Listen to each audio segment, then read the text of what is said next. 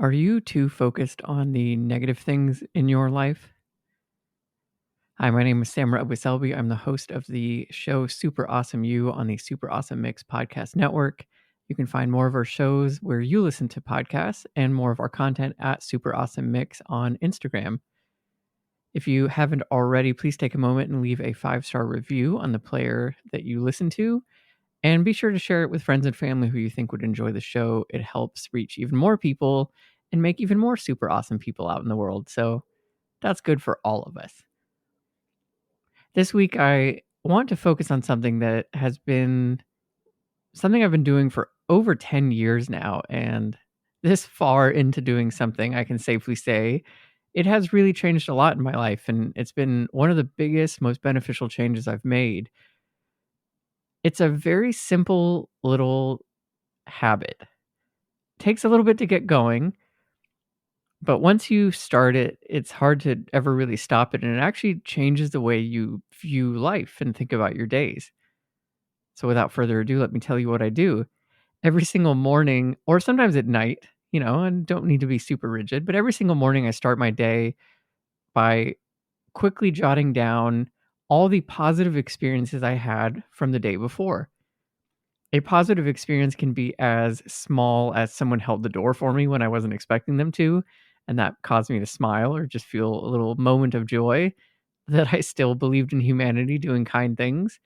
It could be something really large, like I got a promotion at my job, or we hit a record number of listens this week. It could be something in between. It could be having a nice meal with a loved one or seeing a friend unexpectedly. There's so many different positive things that can happen in a day. The key thing here, what's happening here is by doing it the day after, so the morning after the day happened, you're actually training your mind to scan back a day.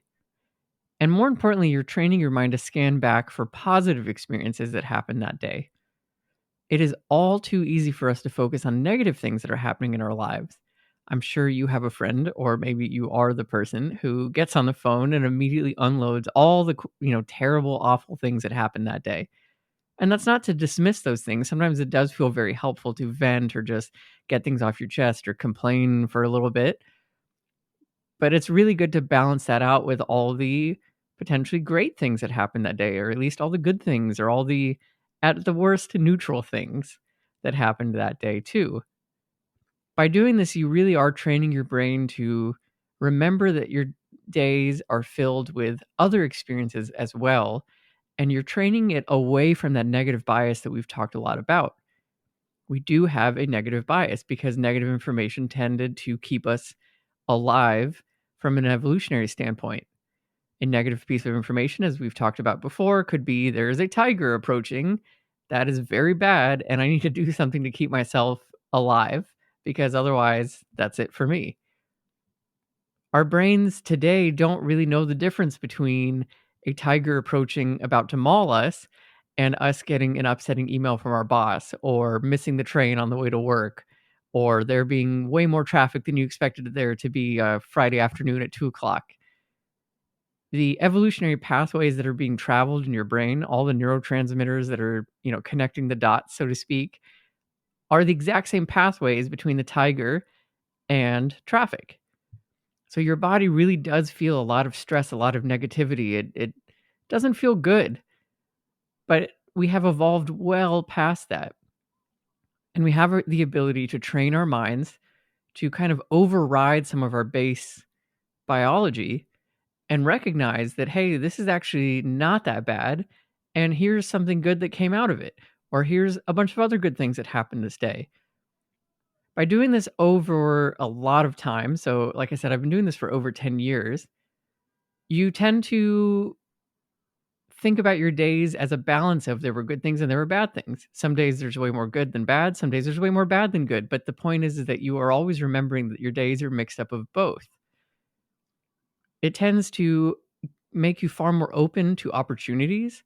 There's actually really interesting research that happened many years ago talking about how people who tend to be a little bit more positive mindset literally see more of their surroundings than those that tend to be a little bit more negative mindset.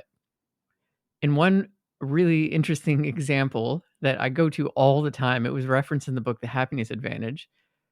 They took a bunch of people and handed them a newspaper, and the task was, we want you to count the number of pictures that there are in this newspaper. When you've arrived at an answer, just hand it back to the researcher and let them know the number. The key thing is that they split it between two groups. One group self-identified as people who felt lucky, felt positive. They were just generally optimistic, happy people. They, again, self-identified as that. The other group were people who self-identified as unlucky. Bad things only happened to them, and they were generally more pessimistic on life.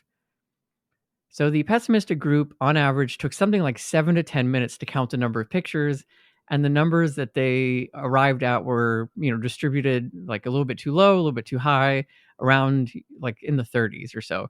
And it took them about 10 minutes. They also exhibited signs of like frustration as they were given this task to kind of go through it. Those in the lucky group, I think, finished it in under 10 seconds. I really think the median time was like 7 seconds. And you might think, well, my goodness, what the heck, right? And here's what's so amazing about this experiment.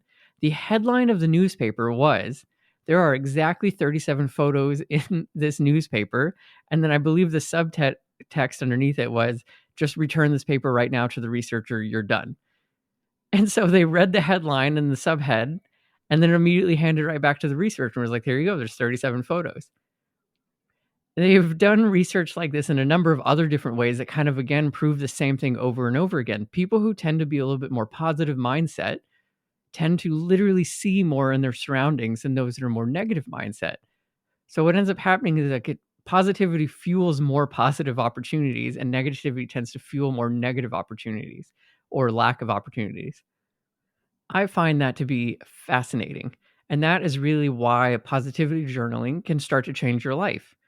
Because when you are confronted with a negative experience, you can recognize it as a negative experience, but you can also start to look for the so-called way out. What else happened that day? What else, or what can you make of this negative experience? What other positive things surrounded this negative experience? What might be coming because of this negative experience that is positive? You retrain that brain, you lay down new pathways, and you get better and better at this as you go on. When I first started this, I can safely tell you it was a struggle. I could barely remember what had happened the day before. So even just my memory wasn't as strong in terms of like, wow, I spent, a whole 24 hours. I can barely recall what I had for dinner last night, much less what I did in the morning. But that got better through time. B, the first time I sat down, I really couldn't think of much that was positive. I was very much struggling, and I could only highlight like major things. And I ignored all these little minor things that gave me a little moment of joy or a smile or a laugh or, something positive like that.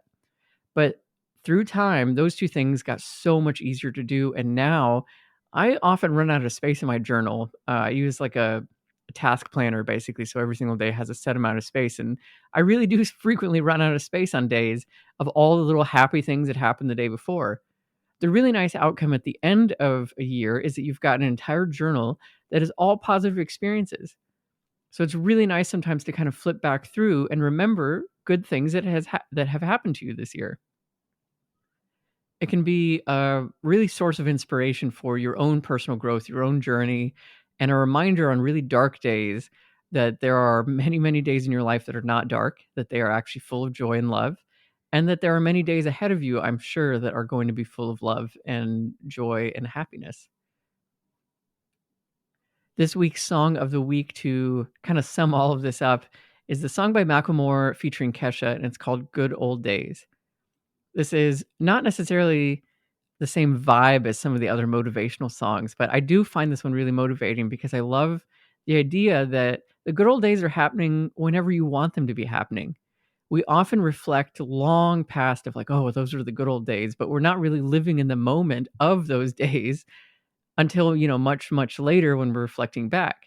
So it's really a nice reminder to take a look around, realize that you might have more than you think that you do. You likely do, even if it's something really small and something that you're just overlooking right now. There's always something to be grateful for. At the very least, that you're here and you're listening and you're looking for growth. I think those things are wonderful things to celebrate and to not take for granted. So, with that, I hope you go into this next week. Maybe you start this new habit and try it out and let me know how it goes and see where it takes you.